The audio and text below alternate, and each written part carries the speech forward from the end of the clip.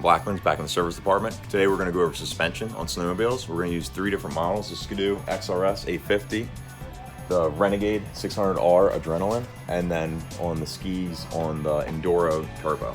So the easiest thing is they're all tool friendly and they come with one tool, which we put up here in the kit. Cool tool, do all your adjustments you need on everything. We'll start at the front, work our way back, going over the different shocks and adjustments. So in the XRS, you have the piggyback shocks with compression. They no longer have rebound on them, just compression. You also have preload adjustment. Preload adjustment, you can use your tool.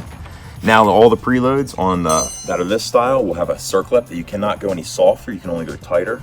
Your biggest thing with the preload is going to be weight transfer. You're going to stiffen it up a little bit more, and that's all going to depend on your ride. Compression, again, depending on how the trail is. If it's rough, you want to stiffen it up a little bit, but then you also don't want to be too stiff because you want to use the whole suspension.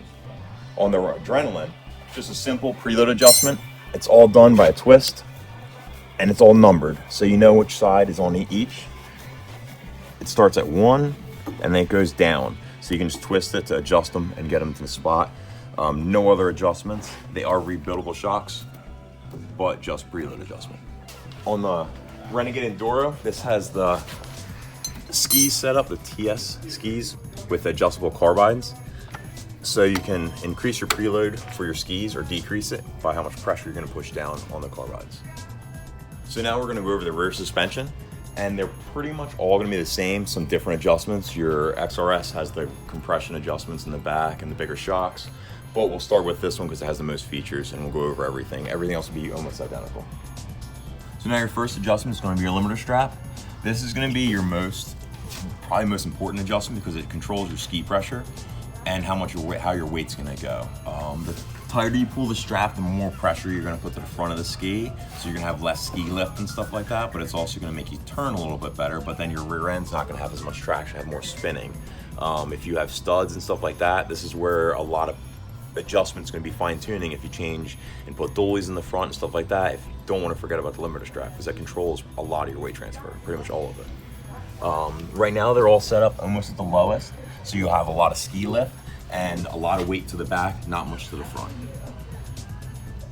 Okay, next we're gonna adjust the center spring, which is gonna, again, control your ski pressure, but also control in deeper snow, it's gonna help with that, and control your what you feel in your feet, because it's pretty much the shock right under your feet, so they'll come stiffer and it's gonna help you. And you'll have your, again, just basic spring preload on the XRS. You have dual springs and the piggyback reservoir with compression adjustment. So this helps a lot with bottom mount and stuff like that. The spring preload is going to help you with transfer weight to the front. Lighter weight, more weight to the back. More pressure is going to put more weight to the front. So there's a lot of small adjustments you can do on a snowmobile. Now we're going to talk about your front arm adjustment, which is going to be right here. There's 2 different positions, as you can see in the diagram. Upper position from the factory, which is better cornering under acceleration. Your lower position, which was going to have this flip, is going to be best for not as much pressure on the skis while the engine's under a load. So it's best for the bumpy trails while you're accelerating. So if the trails are really rough, not groomed, that's going to be better. Now the biggest thing to remember is the trails are going to change as it gets colder, as they groom it. So you want to find a setting that works for you all the time so you're not playing with it. So now we're going to talk about that rear shock lower position. It's adjustable. It comes in the lower from the factory. It's a little stiffer, and the upper position is going to give you a softer setting because of the angle of the shock. So up next, we're going to talk about the rear torsion spring, which controls your preload and more or less what weight's on the sled, whether the size of the person, if you have a cargo, if you're carrying a second person on the seat, that all is stuff that this is going to control, make it a better ride for you. Factory comes in one setting. You can get stiffer springs and a softer spring. And then your adjustment is going to be right here, which you can use the tool and just simply turn it. And now we went from 1 to 2, you have up to 5 settings. You want to do it to both sides so they're even. And then you want to you're going to look at your rear to see how it changes as you're riding. The more snow and more stuff you're going to change, you can bounce back and forth. You're a more aggressive rider, you're going to want to ride a little bit stiffer.